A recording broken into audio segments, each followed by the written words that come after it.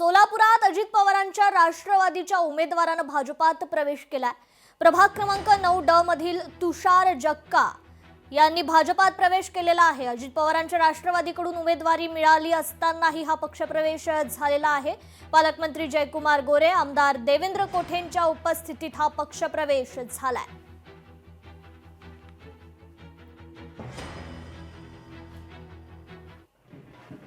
मोर्चा पक्षातल्या उमेदवारांनी खात्री झालेली आहे की भारतीय जनता पक्षाच्या प्रचंड मोठी लाट या शहरामध्ये आहे आणि तेव्हा ही परिस्थिती बघितल्यानंतर आमच्या जक्कांच्यासारखे अनेक सहकारी आहेत की जे वेगवेगळ्या पक्षामधून निवडणूक लढत आहेत, त्या सगळ्या अनेक उमेदवारांची भावना आहे की आपण आता भारतीय जनता पक्षाच्या राष्ट्रीय विचारामध्ये सहभागी होऊया आणि ज्या पद्धतीनं शहरातली जनता भारतीय जनता पक्षावर विश्वास टाकते त्या विश्वासासोबत आपण राहूया अशा पद्धतीच्या भावना जनतेमध्ये आहेत।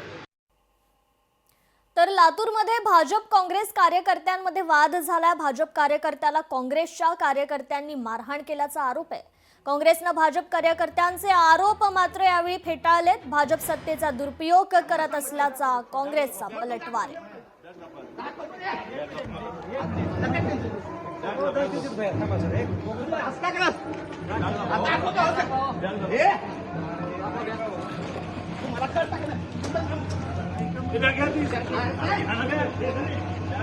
नाही, प्रभाग 18 मध्ये आमचे जे उमेदवार आहेत सुंदर पाटील, त्यांना आज भारतीय जनता पार्टीचा एक कार्यकर्ता प्रभागामध्ये पैसे वाटप करताना दिसला।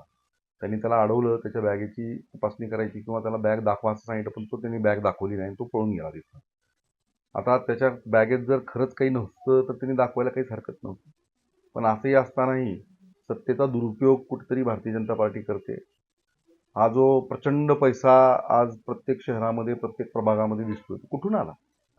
सकाळी काही काँग्रेसच्या कार्यकर्त्यांनी मजगेनगर भागामध्ये लातूर शहर जिल्ह्याचे सरचिटणीस संजयजी गिरी आणि तिथले स्थानिकचे कार्यकर्ते भारतीय जनता पक्षाचे राजकुमारजी शेटे यांना मारहाण केली।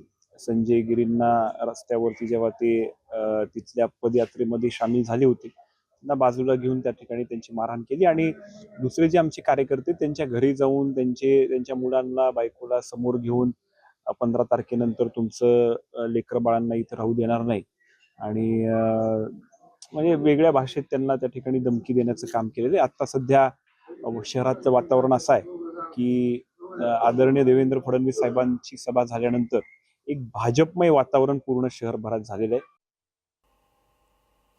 राज्यात 29 महापालिकांच्या निवडणुका अवघ्या काही दिवसांवर येऊन ठेपल्यात। तसेच या निवडणुकांसाठी प्रचाराला 2च दिवस शिल्लक राहिलेत। अशातच आता केडीएमसी म्हणजेच कल्याण डोंबिवली महानगरपालिका पॅनल क्रमांक 18 मध्ये एक धक्कादायक प्रकार समोर आलाय।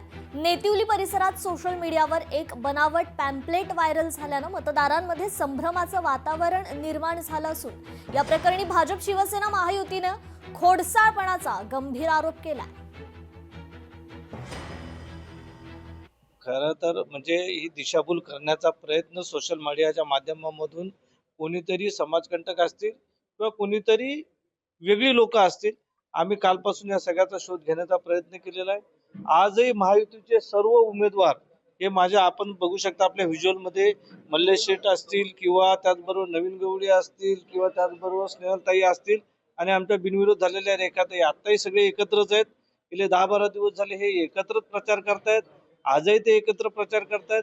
त्यामुळे ज्यांना कुणाला तरी भीती वाटत असेल की बाबा आपण याच्यापासून आता हे पराभूत होतोय, अशा पराभूत मानसिकतेच्या लोकांनी कदाचित ही गोष्ट केली असेल। आम्ही तुम्हाला आता दादांनी सांगितलं की आम्ही त्या गोष्टीला जास्त महत्त्व देत नाहीये, ही खरी गोष्ट आहे। आतापर्यंत जो आम्ही प्रचार केला एकत्र तो खूप चांगल्या पद्धतीने झाला आणि खूप चांगला लोकांचा रिस्पॉन्स आम्हाला मिळालेला आहे। तेच असं असेल की कोणाला त्या गोष्टी बघवत नसतील, खपत नसतील थोडक्यात, म्हणून हा सगळा प्रकार घडवून आणलेला आहे मुद्दामून। तर ह्याच्यासाठी मी तर म्हणेन की ह्याच्याकडे लक्ष न देता आपण आपलं काम सातत्याने करत राहू आणि नक्कीच आपल्या विजयाची वाट बघू। त्यांना असं वाटत असेल का आम्ही असं काहीतरी केलं असेल, पण नाही, कारण की आमची कालची रॅली बघून त्यांना असं वाटत असेल का ह्यांचं कुठेतरी प्रचार चांगला चाललाय आणि त्याच्यामुळेही त्यांनी हे केलं असेल। लोकशाही मराठी ऐका, पहा, जागरूक रहा।